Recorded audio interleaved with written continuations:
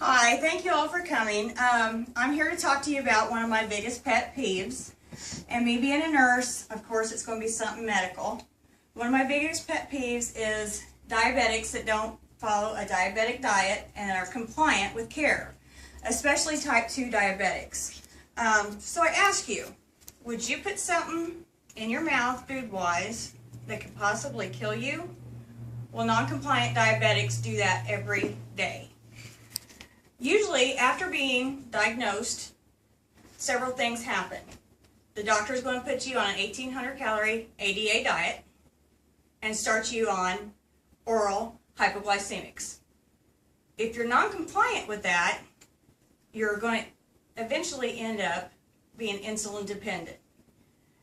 And how does insulin dependence affect a non-compliant diabetic? This is a typical meal for a non-compliant diabetic.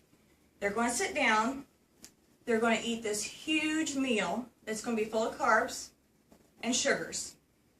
And then they're going to check their blood sugar, and it's going to be anywhere from 200 on up to 400.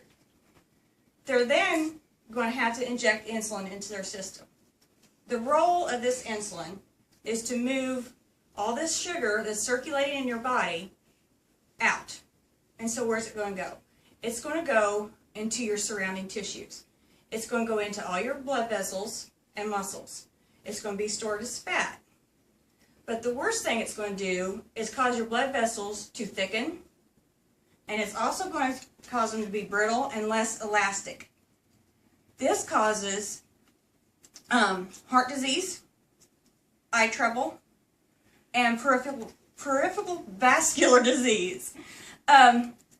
When your kidneys start to shut down, it's going to do a lot of things to your whole body system. When your kidneys shut down, your blood pressure is going to rise. That's also going to cause cholesterol to stay in your vessels and your triglycerides to raise also. So now on top of your kidneys shutting down, you also have heart disease. And then a diabetic will, you always wonder why they have to watch their feet. Well, your vessels are not elastic anymore. So when your heart pumps, those vessels don't push the blood to your feet.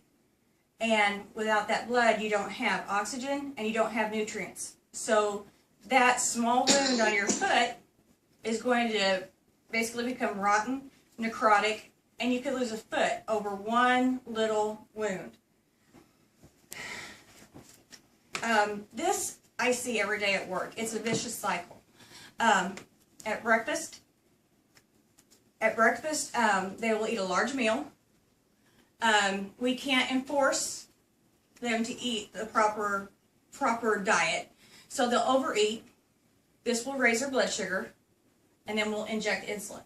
We'll do this 3 different times, and then these people come up and they'll say,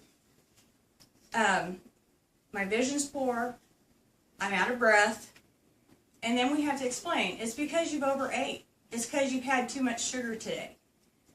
My solution to this problem is education, maintaining a healthy lifestyle, and moderation. A diabetic can eat virtually anything that anyone else can, as long as it's in moderation.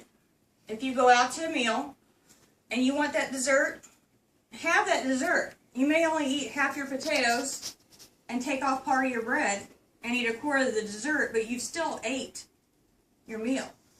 And also something I try to remind people is that your stomach is only the size of a small closed fist.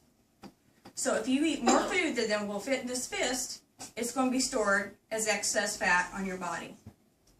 I also blame the media for this, because watching TV will tell you you can't have a hamburger without having fries too, and a large Coke.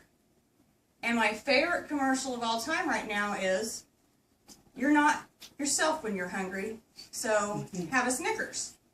Basically that's telling you to go out, load up on sugar, it's going to raise your blood sugar up and then drop you way back down. So recapping, my biggest pet peeve, yes, is diabetics that don't maintain a healthy lifestyle and then complain. So I think if we just moderation, healthy lifestyle, we will have a better quality of life. Thank you.